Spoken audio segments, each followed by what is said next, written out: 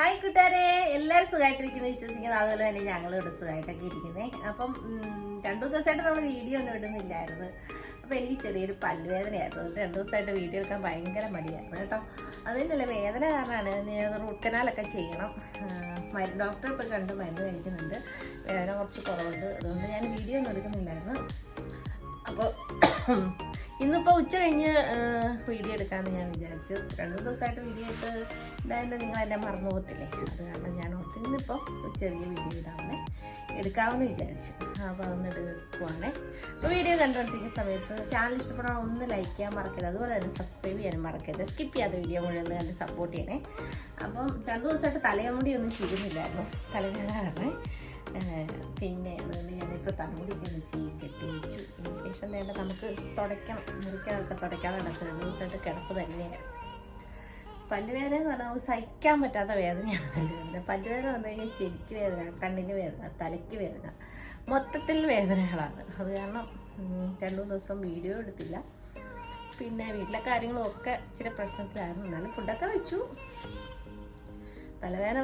തലവേദനയൊക്കെയാണെങ്കിൽ പിന്നെ നമുക്ക് എങ്ങനെയും സഹിക്കാം. പല്ലുവേദന ഒന്നും ഒരു രക്ഷയില്ല നമുക്ക്. അപ്പം ഞാനത് ആദ്യം തന്നെ ഒന്ന് തുടച്ചിടണം. തുടച്ചിട്ടതിന് ശേഷം ചോറും കറിയൊക്കെ ഉണ്ടാക്കണം. അപ്പം വൈകുന്നേരം വെക്കുവാണെങ്കിൽ രാവിലത്തേനും കൂടെ ആവുന്നില്ല. രാവിലെ ഒത്തിരി ധൃതി വെച്ച് ചെയ്യേണ്ട കാര്യമില്ല.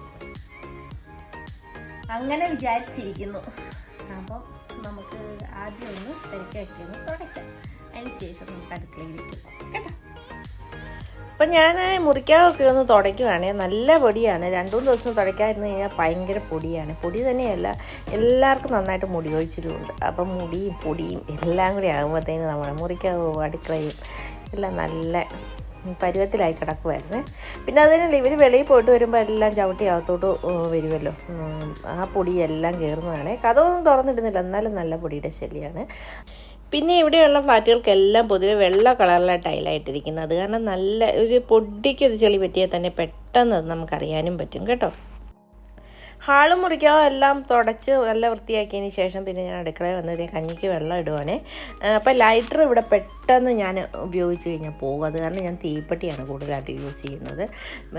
ലൈറ്റർ 2-3-4 പ്രാവശ്യം ഒന്ന് കത്തിച്ച് കഴിയുമ്പോൾ പോകും.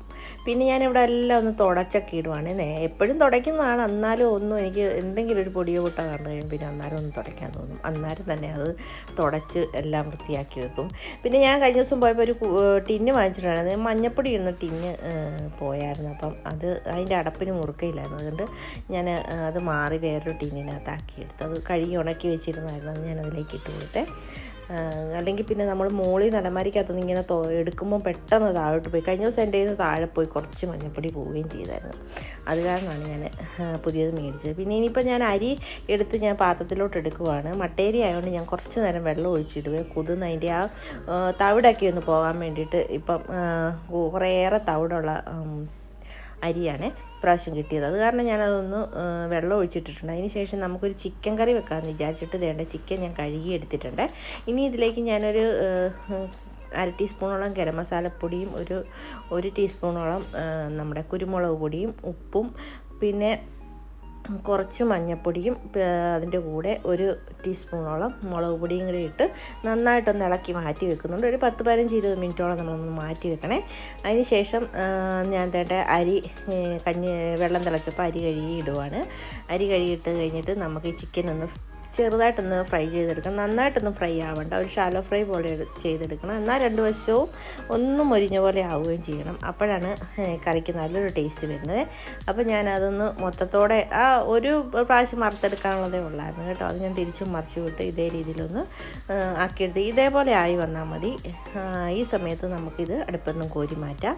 അതിന് ശേഷം നമുക്ക് ബാക്കി കാര്യങ്ങൾ ഇതിനകത്തോട്ട് തന്നെ ഈ എണ്ണയ്ക്കകത്തോട്ടിട്ട് തന്നെ നമുക്ക് സവോളയൊക്കെ ഒന്ന് വഴറ്റിയെടുക്കാം. അപ്പോൾ ആ എണ്ണയ്ക്കകത്തോട്ട് ഞാനൊരു 2 മീഡിയം സൈസ് സവോളയും 6 പച്ചമുളകും എടുത്തിട്ടുണ്ട്. പച്ചമുളകിന് വലിയ എരിവില്ലാത്തതാണ്, അതുകൊണ്ടാണ് അത്രയും എടുത്തത് കേട്ടോ. അതും കൂടി ഇട്ട് നന്നായിട്ടൊന്ന് മിക്സ് ചെയ്തതിന് ശേഷം കുറച്ച് കറിവേപ്പില ഇട്ട് കൊടുത്ത് ആവശ്യത്തിന് ഉപ്പും കൂടി ഇട്ട് കൊടുത്ത് നന്നായിട്ട് ഇളക്കിയിട്ട് ഒന്ന് മൂടി വെച്ച് കൊടുക്കുക. ഒരു 5 മിനിറ്റിന് ശേഷം തുറന്ന് നോക്കിയിട്ട് നമുക്കിതിലേക്ക് ഇഞ്ചിയും വെളുത്തുള്ളിയും ചേർത്ത് കൊടുക്കാം.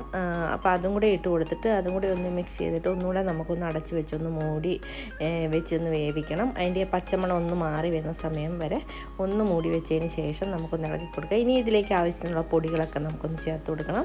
1 ടീസ്പൂൺ മഞ്ഞൾപ്പൊടി, ഒരു 1.5 ടീസ്പൂണോളം മല്ലിപ്പൊടി, 1 ടീസ്പൂണോളം മുളക് പൊടി, പിന്നെ ഇതിനകത്ത് കൂടുതൽ നമ്മൾ കുരുമുളക് പൊടിയാണ് ചേർത്ത് കൊടുക്കുന്നത്. 2 ടീസ്പൂൺ കുരുമുളക് പൊടി. ഓൾറെഡി നമ്മൾ 1 ടീസ്പൂൺ കുരുമുളക് പൊടി നമ്മൾ ചിക്കനകത്ത് ചേർത്തിട്ടുണ്ട്. അതെല്ലാം കൂടെ ഒന്ന് മിക്സ് ചെയ്തതിന് ശേഷം പിന്നെ ഒരു 1/4 ടീസ്പൂണോളം ഗരം മസാലപ്പൊടിയും കൂടെ ചേർത്ത് കൊടുത്ത് നന്നായിട്ട് പൊടികളെല്ലാം മൂത്ത് വന്ന സമയത്ത് നമ്മളിതിലേക്ക് ഒരു പകുതി തക്കാളിയാണ് ചേർത്തത്. ഒരു ഫുള്ള് തക്കാളി ചേർത്തിട്ടില്ല, ഒരു വലിയ തക്കാളിയുടെ പകുതിയാണ് എടുത്തിരിക്കുന്നത്. അതും ചേർത്ത് വെച്ച് ഒന്ന് മൂടിക്കൊടുത്ത് ഇളക്കി വെന്ത് വന്ന ശേഷം ഒന്ന് ഇളക്കി കൊടുക്കുവാണ്.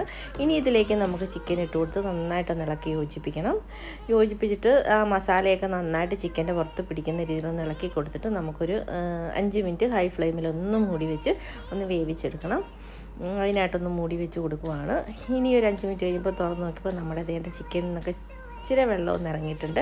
കാരണം വെള്ളം ഓൾറെഡി ഇല്ല. സത്യത്തിൽ നമ്മൾ ആ പാത്രത്തിൽ ഒരു പൊടിക്ക് വെള്ളം ഉണ്ടായിരുന്നു തോന്നുന്നു, നമ്മൾ ചിക്കൻ വറുത്ത് വെച്ചാൽ അതിന് ആ വെള്ളം അതിനകത്ത് ഇറങ്ങിയിട്ടുണ്ട്. പിന്നെ ഇതിലേക്ക് നമ്മൾ കുറച്ച് ചൂടുവെള്ളം കൂടി ഒഴിച്ചിട്ട് നന്നായിട്ടൊന്ന് മിക്സ് ചെയ്ത് ചെറുതീയിൽ വെച്ച് നമുക്കിത് ഒന്നുകൂടെ ഒരു 10-15-20 മിനിറ്റോളം ഒന്ന് വേവിച്ചെടുക്കണം. കാരണം ഓൾറെഡി നമ്മുടെ ചിക്കൻ പകുതി വെന്തിട്ടുണ്ട്, എന്നാലും ഒന്നുകൂടെ വെന്ത് കിട്ടണം. പിന്നെ നമ്മളിത് ഒത്തിരി ചാറായിട്ടല്ല എടുക്കുന്നത്, ഇതുപോലെ നല്ല കുറുകിയ ചാറോട് കൂടിയാണ് എടുക്കുന്നത്. അപ്പം വേണ്ട നമ്മുടെ കറിയൊക്കെ നന്നായിട്ട് പറ്റി റെഡിയായി വന്നിട്ടുണ്ട്. ഇതേ രീതിയിലാണ് നമ്മുടെ കറി വേണ്ടത്. ഇനി ഇതിലേക്ക് ഞാൻ കുറച്ച് പച്ചക്കറി വേപ്പിലയും കൂടി ഇട്ട് കൊടുത്തിട്ട് മൂടി വെച്ച് കഴിഞ്ഞാൽ നമ്മുടെ അടിപൊളി കറിയുടെ റെഡിയായി. നല്ല ടേസ്റ്റാണ് കേട്ടോ. ഇതുപോലെ തയ്യാറാക്കി നോക്കാത്തവർ എന്തായാലും ഒരു തവണ തയ്യാറാക്കി നോക്കണം. നിങ്ങൾക്ക് എല്ലാവർക്കും തീർച്ചയായിട്ടും ഇഷ്ടപ്പെടും കേട്ടോ. കറി റെഡിയായി കഴിഞ്ഞപ്പോൾ എനിക്ക് നന്നായിട്ട് വിശന്നേ. നല്ല സൂപ്പർ ടേസ്റ്റുള്ള ചിക്കൻ കറിയാണ്. ചിക്കൻ കറിയും ബ്രെഡും നല്ല കോമ്പിനേഷനാണ്. ചോറിൻ്റെ കൂടെ അടിപൊളി കറിയാണ്.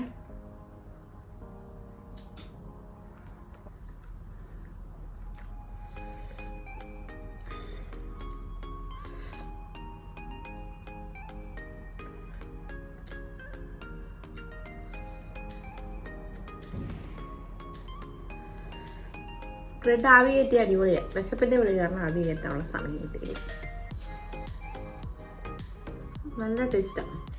വീഡിയോ ഇഷ്ടപ്പെട്ടാൽ എല്ലാവരും ഒന്ന് ലൈക്ക് ചെയ്യണേ. നിങ്ങളുടെ ഫ്രണ്ട്സിനും റിലേറ്റീവ്സിനും ഒക്കെ ഒന്ന് ഷെയറും കൂടെ ചെയ്ത് കൊടുക്കണേ. അടുത്തൊരു വീഡിയോയുമായി വീണ്ടും വരുന്നവരെ എല്ലാവർക്കും താങ്ക് യു.